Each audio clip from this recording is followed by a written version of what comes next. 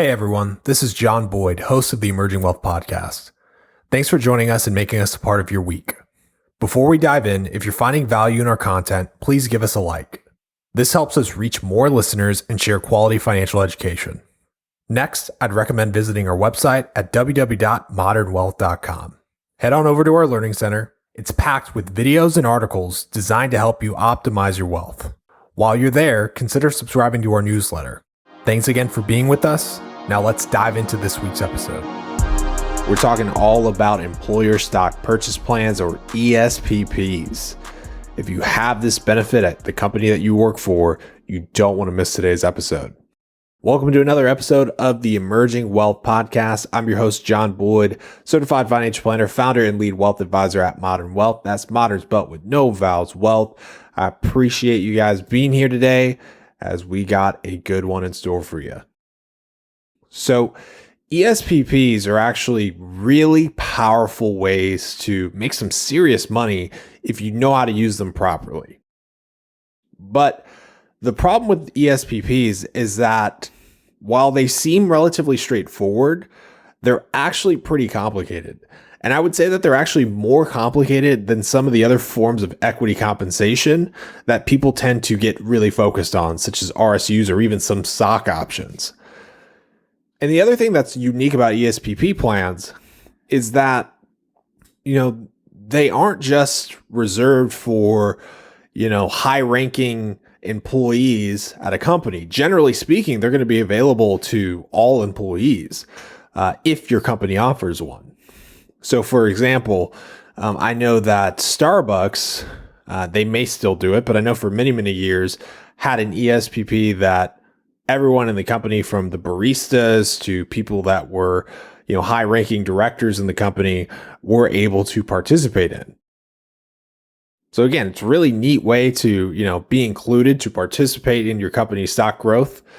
And on top of that, potentially make some serious money. And I'm going to show you how.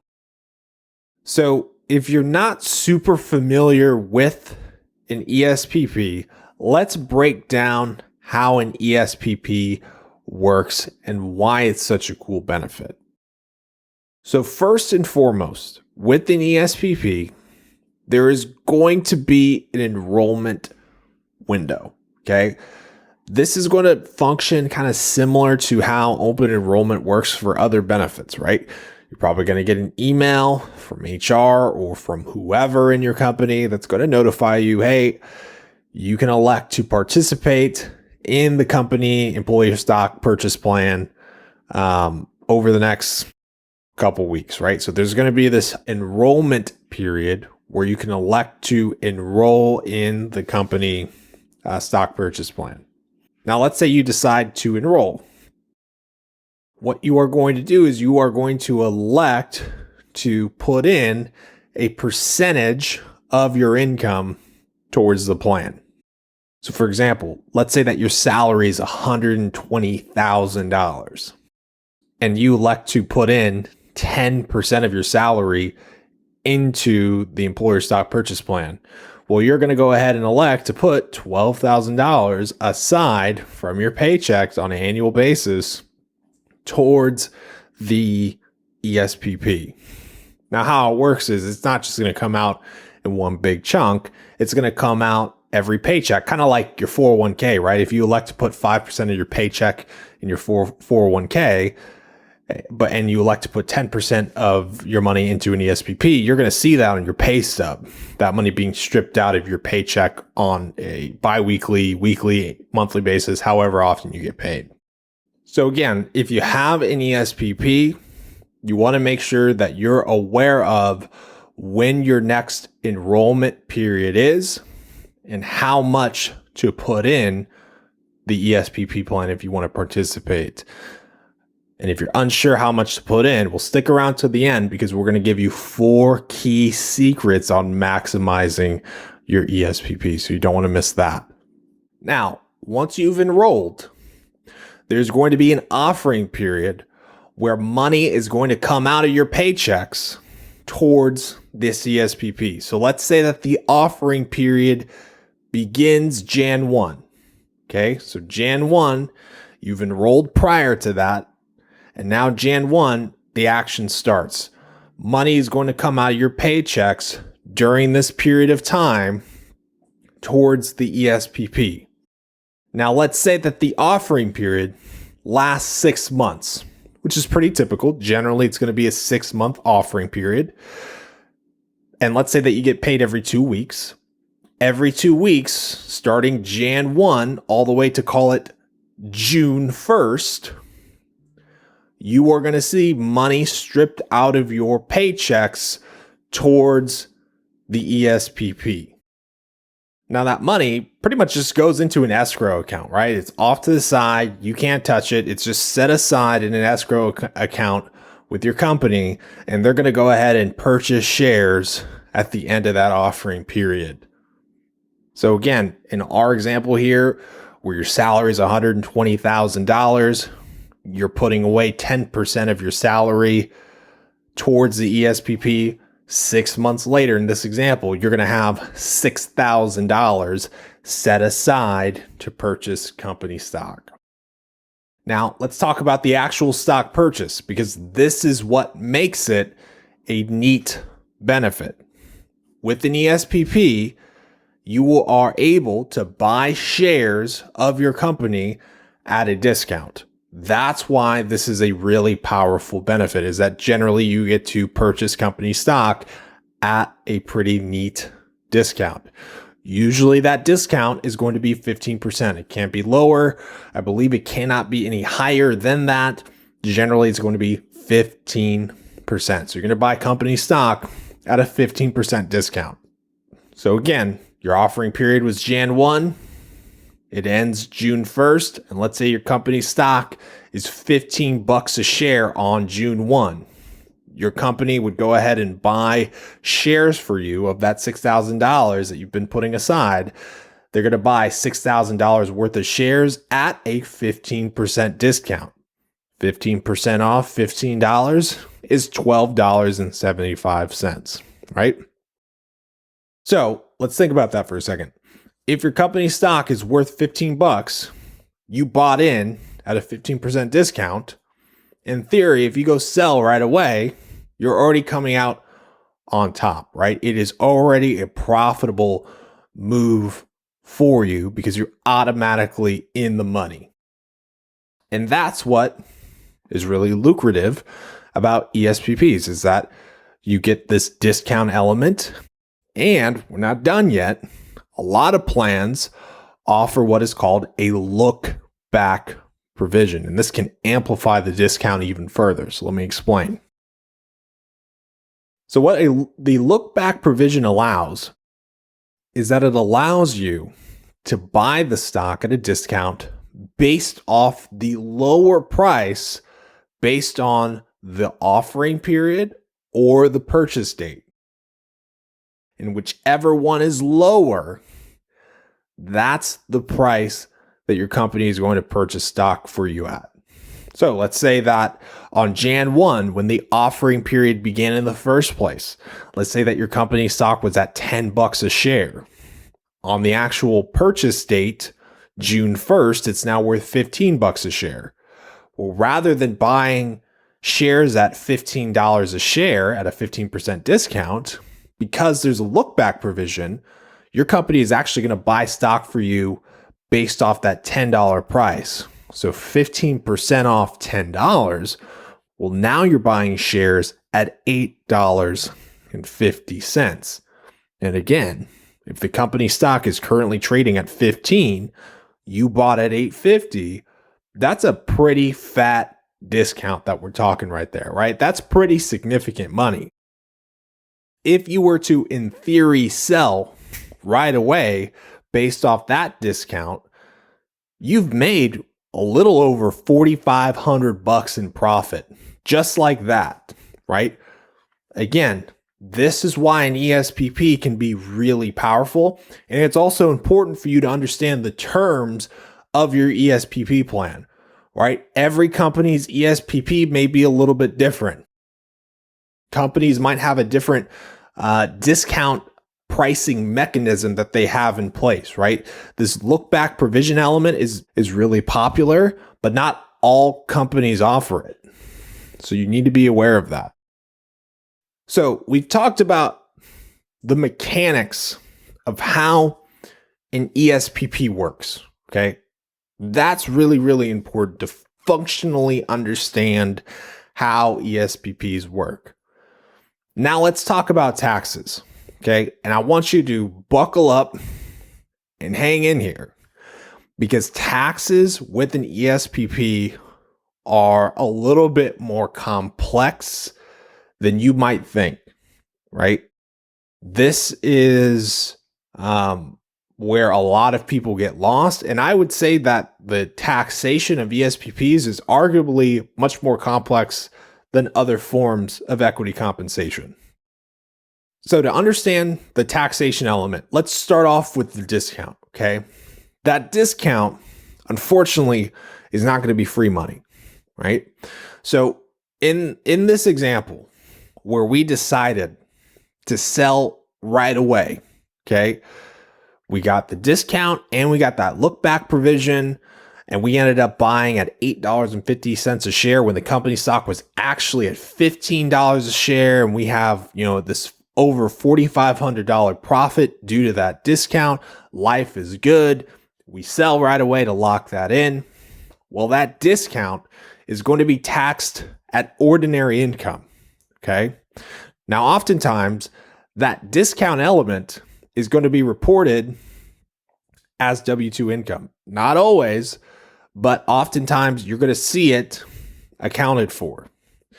If your company accounts for it, you need to make sure that the brokerage firm that you are working with, right? Because your company is going to partner with a brokerage firm to facilitate the transaction of your stock shares, right? That could be a company like Schwab. It could be a company like Fidelity, right?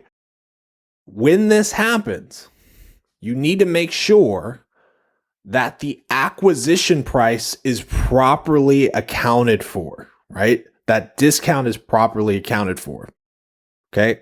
Why is this so important? Well, if your company already reported taxes on the discount element of those shares, okay, they've already reported taxes and it's accounted for, and they've done withholding and all that good stuff. And then you go sell the shares immediately at your brokerage firm. Well, if they didn't account for it, at the end of the year, when they give you your tax form, your 1099 composite, you might be surprised to find that they reported capital gains on that discount, right? They reported that as an ordinary income transaction. And so what ends up happening, right? This doesn't always happen, but this is actually a very common mistake, is that people report the taxes twice, especially if you're just blindly uploading those forms somewhere like TurboTax, right?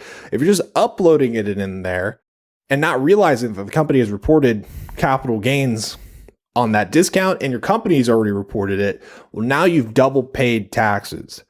So again, what I want you to remember here with the discount is that discount is taxable, and you need to know who is reporting it. If your company's already reported it, then make sure that your brokerage firm has accounted for it accordingly with the cost basis. Okay, so you need to keep that in mind. The other important element with ESPPs is that if you elect to hold on to it, okay, so let's say you don't want to sell right away, you actually want to hold on to these shares, well, there can be some pretty cool tax benefits if you hold on for a specific period of time and meet what is called a qualifying disposition.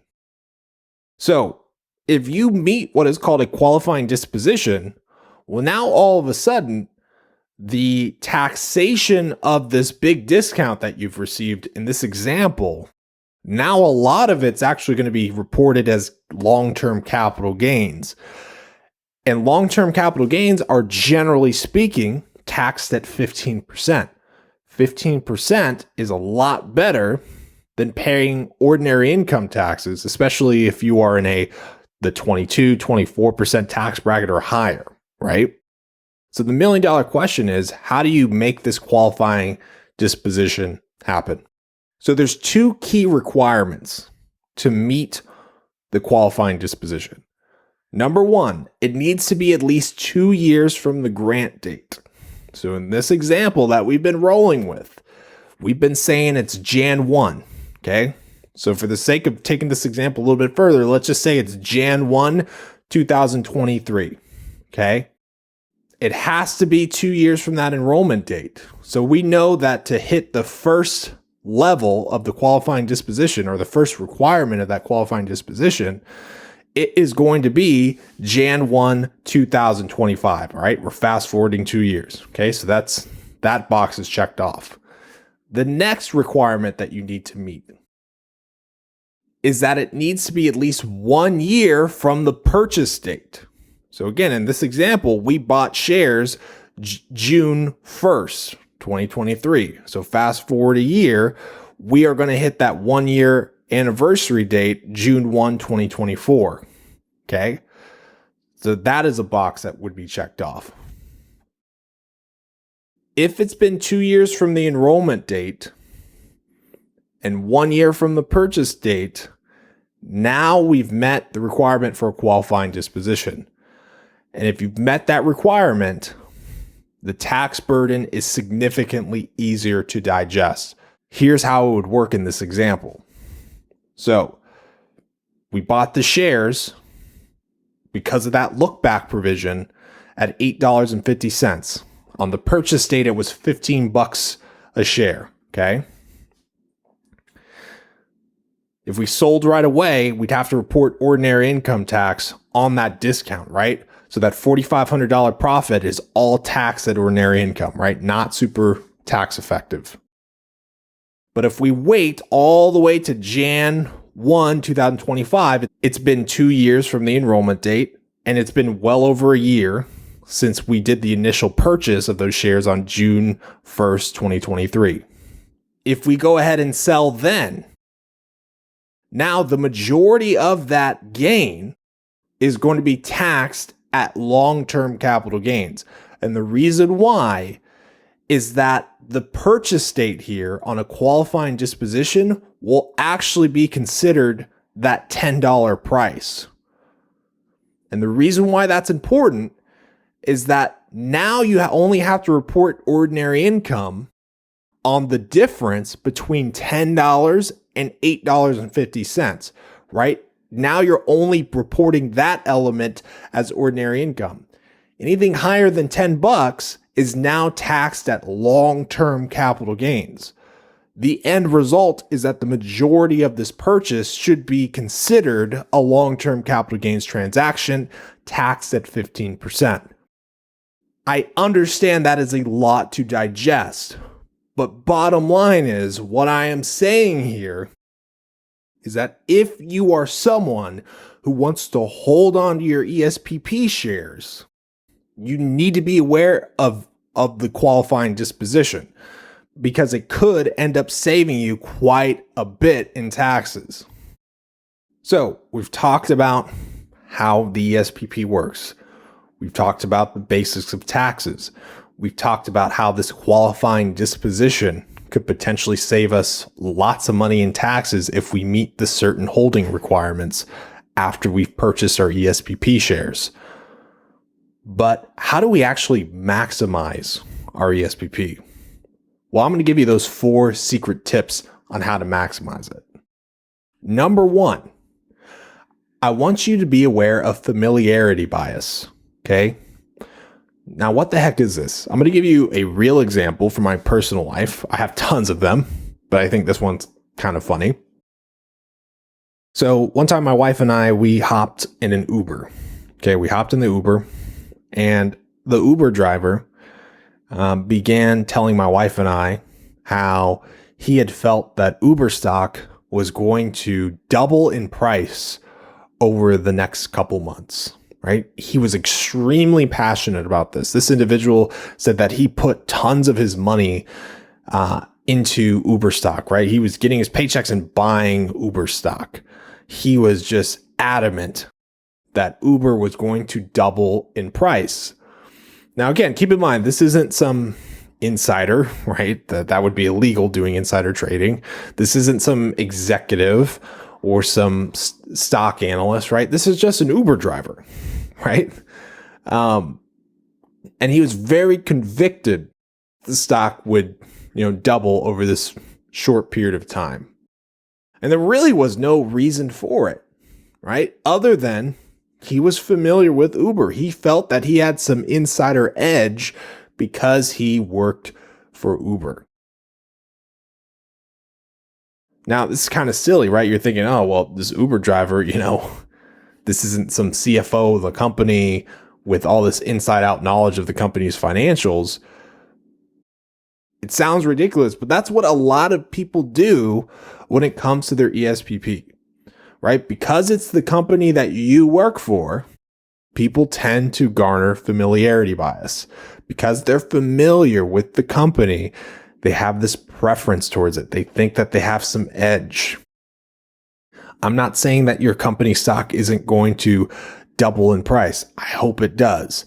But the reality is that a lot of the information on a publicly traded company regarding its financials and its future and all that good stuff is publicly available information and oftentimes is priced into the company stock already. And so this edge that you may feel that you have really isn't there. And the reason why I say this is that this can lead to people perhaps going way too all in on their company's ESPP, right? I've seen people literally try to put most of their paychecks, if they can, try to do it. They'll try to put a boatload of money into the ESPP because they're just that convicted. Now, again, don't get me wrong. The ESPP benefit and that discount is all pretty nice. But if the company stock falls apart during that period of time, well, then maybe it's not that good of a deal.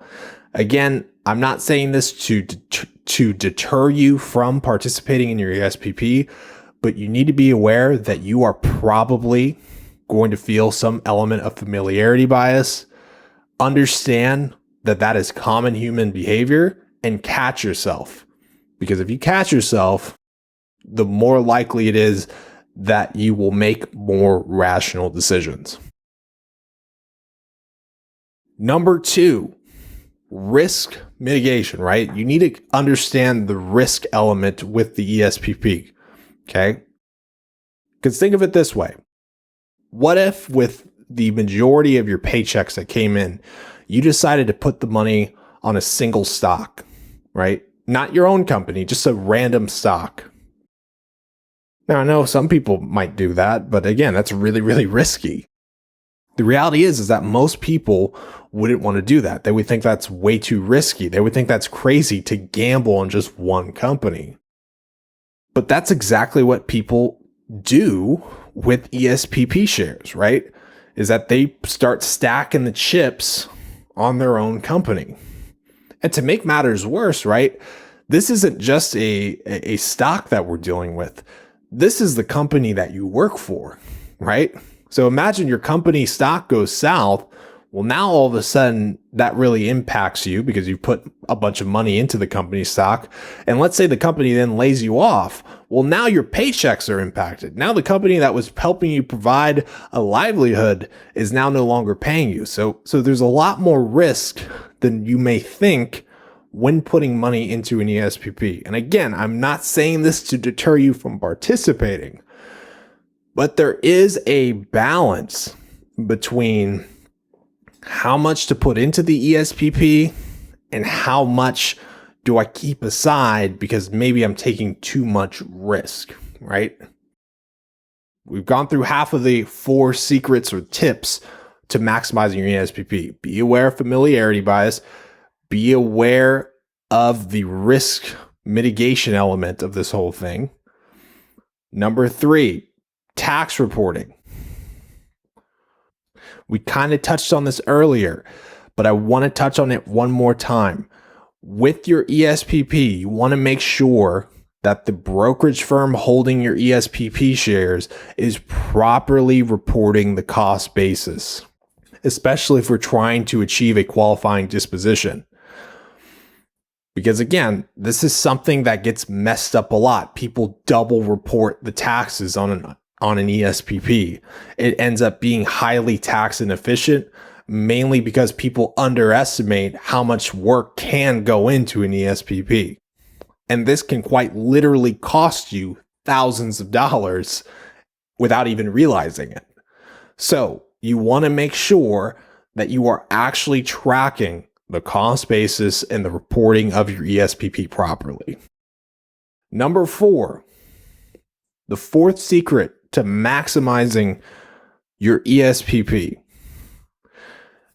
is to understand how it correlates with the rest of the benefits that you receive from your company. And the reason why that's really, really important is that I work with a lot of folks that receive RSUs and they also participate in their ESPP, right? So they not only receive, let's say, quarterly RSUs, but they're also participating in their ESPP. For folks like this, it's very easy to inadvertently end up with a pretty massive concentration in your company stock, right? Now, if your company stock triples in price over the next 2 years, well, you're going to make a lot of money. But if your company stock is an absolute dud and pulls back 50, 60% over the next 2 years, well, now all of a sudden, a lot of the money that you were receiving in compensation and putting away towards savings has now been locked in to a pretty risky asset, right? So you want to understand what type of compensation you're receiving, how much of it is stock-based. And if you are receiving RSUs and participating in your ESPP, and you do want to keep some of your shares, which again is reasonable. That's totally reasonable to say, hey, I don't want to be uber conservative and sell all my shares, but I also want to keep some of it. If that's you trying to figure out what that balance is, remember things like the qualifying disposition, right? Maybe it makes sense to keep your ESPP shares long-term so that we can try to hit some of those tax benefits. And then your RSUs is what we're selling right away, because at the end of the day, an RSU is really just a cash bonus at the end of the day, right? So maybe it's the RSUs that we're selling right away and then the ESPPs that we're keeping long-term. But bottom line is you want to understand how the ESPP ties into the rest of the benefits that you receive from your company and ensure that you are maximizing it appropriately. So that's a ton of information that we've gone over, guys. I know this episode might have been a lot to digest, can kind of feel like drinking water through a fire hose, but that's your ultimate guide to ESPPs. Bottom line, the employer stock purchase plan can be a really powerful benefit, can be a really powerful tool to make some serious dough, but you got to know what you're working with. You got to know how taxes work. You got to know how it ties in with the rest of your benefits and understand the risks associated. If you need more help after listening to this episode, reach out to us, www.modernwealth.com. That's modern spelled with no vowels, wealth.com. We are still onboarding new clients, and we'd be happy to work with you regarding your employer benefits like an ESPP. I hope you enjoyed today's episode, guys. Be sure to like and subscribe to us if you enjoyed it. We'll see you next time.